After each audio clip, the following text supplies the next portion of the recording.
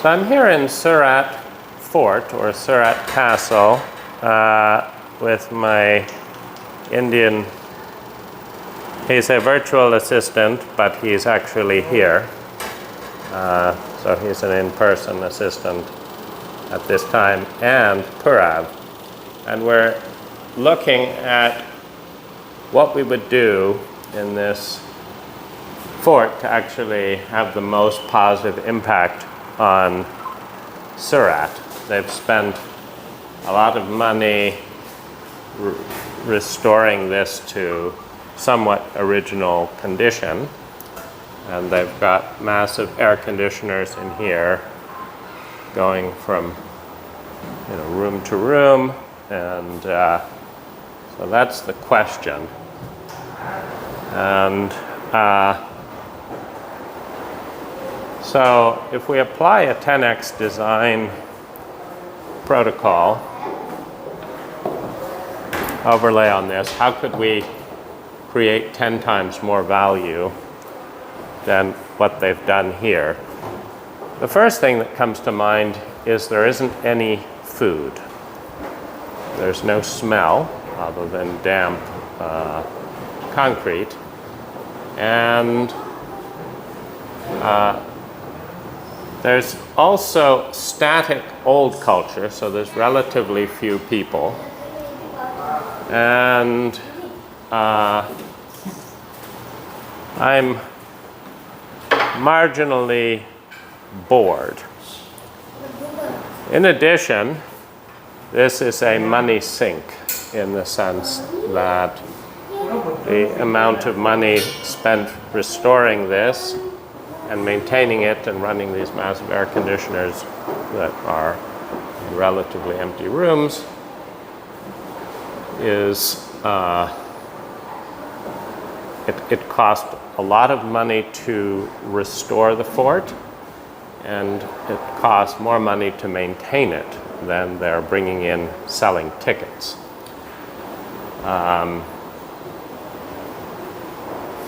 So how would we make it 10 times better? The first thing is to make the fort virtual, meaning I would have a portion of the fort available for a virtual tour that would take you back through the time. So this would consume 1/10 of the space. So there would be some physical artifacts, but you'd be able to walk through the whole fort virtually at different periods of time. And to pay for that, I would lease the actual fort out to probably 50 different businesses to conduct experiential businesses with clothing, focused on different times, with food focused on different times. Like I'd like to taste some beer from the 15th century being made in the same way it was 500 years ago. So they would have the beer making process happening. That would be interesting. I'd like to have some 500-year-old bread being made constantly.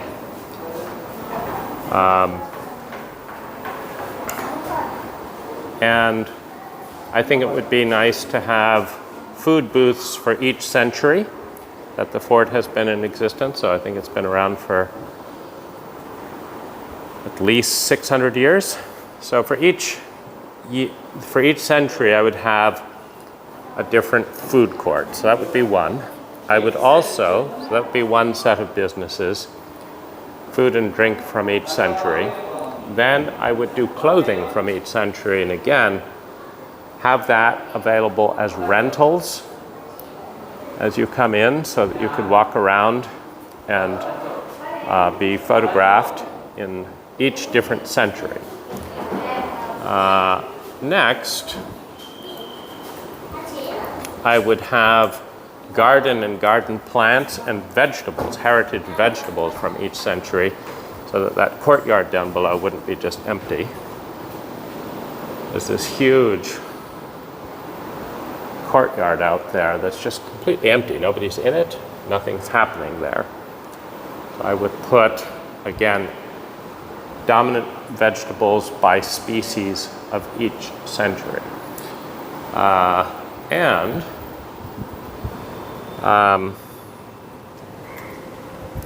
I would also have a bricklaying course going on at any given moment, maybe building vegetable beds to show the different types of vegetables, because heirloom vegetables are incredibly interesting. Heirloom fruits and vegetables are incredibly interesting. And so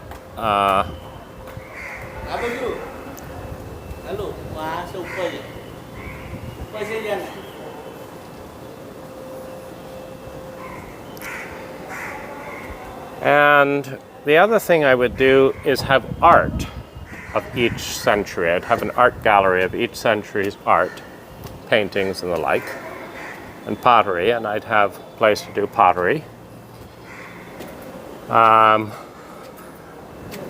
I would also have a pet and petting area with different dog breeds of each century. So this would be a sheep from the 15th century, a sheep from the 17th century, so that you could pet and interact with the animals. And the manure could be turned into compost. I would also fire one of these cannons. Definitely in the virtual world, I'd create a model where you could virtually fire the cannons. But I think it'd be great fun to do it physically. Where you'd have an old cannon and you could pay money to fire the cannon. And you'd try to aim it and hit a bullseye. People could enjoy the sound, the cannon going off. And you'd try to hit a wall on the other side of the courtyard target, and it would be designed to absorb and to, that you couldn't miss the whole area, but you would vertically adjust it to try and hit the bullseye using geometry that would be explained. And you could practice in the virtual world before paying, $10 a cannon shot. And you could also, maybe the people doing the brickwork would be building the wall constantly that the cannon people would be knocking down. So you try and, they would move, they'd have two cannons.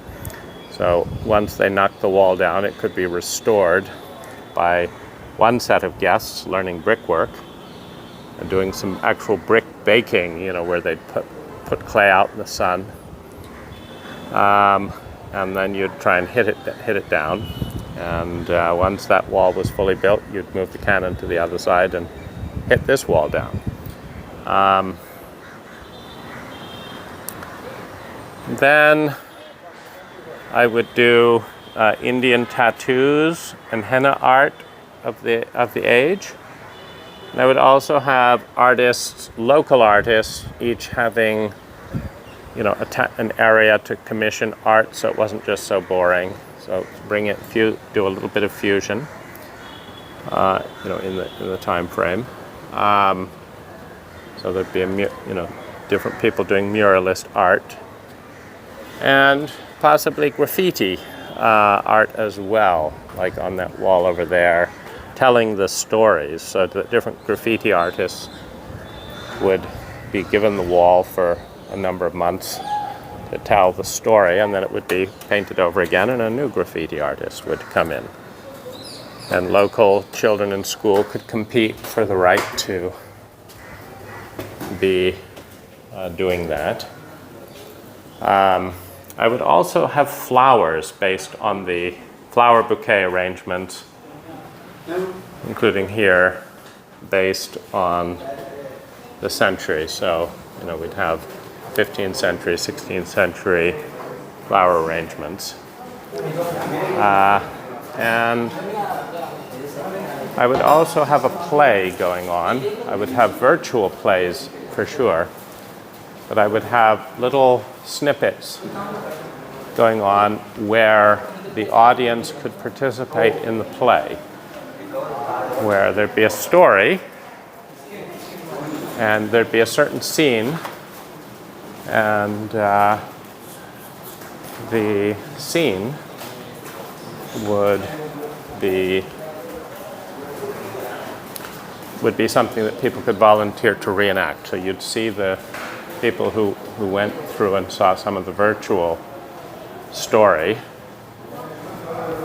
There'd be a drama teacher, and it might say something like, we're going to reenact the page arriving to announce that the British have arrived, and how we're going to respond.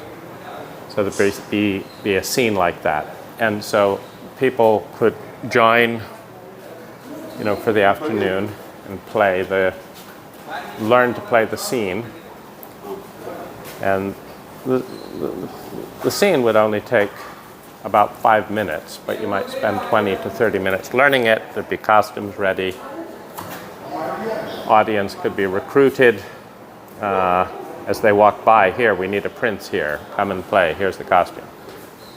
And then that would be recorded so that they can go away with a social media of them in a play, and so that everyone walking by would actually have something interesting to look at rather than 100-year-old dust.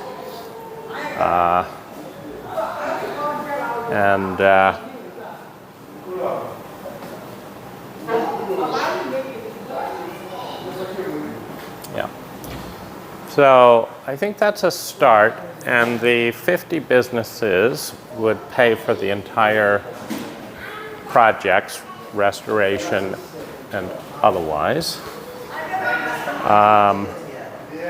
Admission would be free for everyone.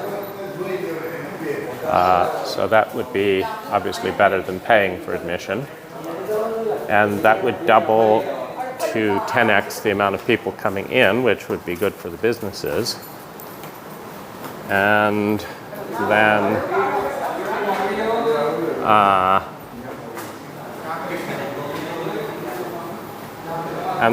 I would also invite schools to submit virtual movies about the fort. So that could be watched on the virtual reality headsets. And I would also export the virtual reality to anyone with goggles in Surat, so that they could have a reason to come to the fort and learn about it, but also study AI and virtual reality creation.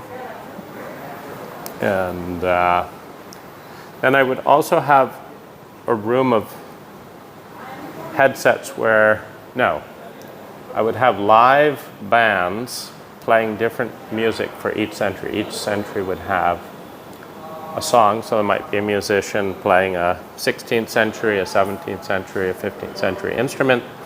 So we'd have sound, we'd have smell, we'd have taste, we'd have touch, we'd have animals, we'd have different food and drink, we'd have physical reality, we'd have virtual reality, we'd have arts, we'd have creativity, we'd have various reenactments. I also think a comedy stand-up area would be great, to have a little room where you come in and it's basically anyone who wants to tell jokes can do so. There's just a microphone in a restored room. So you go in there if you want to tell jokes or listen to jokes or practice jokes, and you'd be filmed. And could keep the video. So that's how to make this free to the government, free to the public, and 10 times more interesting for the public than the current design. Yeah, I believe that with that in mind, you'd have roughly 1,000 people in what could be also a nice colorful silk market out here. I also think some jousting and horses would be great, and a shipbuilding project of just slowly, I think, hiring a shipbuilder and some recycled wood, so that anyone who wanted to help build a ship, that there'd be either someone there or a virtual reality guided map where you would be kind of guided to make a single piece of the ship. And then once the ship was constructed, I think a restaurant up on the deck of the ship would be great.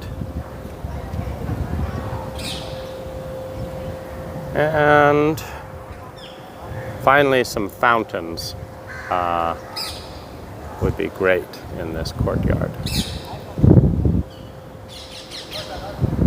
So, how to make a restoration free to the government and the public, 10 free to the public to visit, and 10 times more interesting than a typical restoration.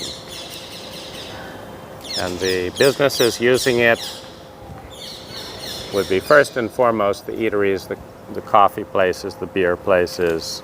I think also having a distillery here would be great, to actually brew and sell bottles of 15, 16, 17, 1800-year-old beer, and to literally taste that. And also that, different juices. So it would not be a bad idea to have some fruit trees as well, with whatever fruits were grown at those centuries, so that they could be tasted as samples.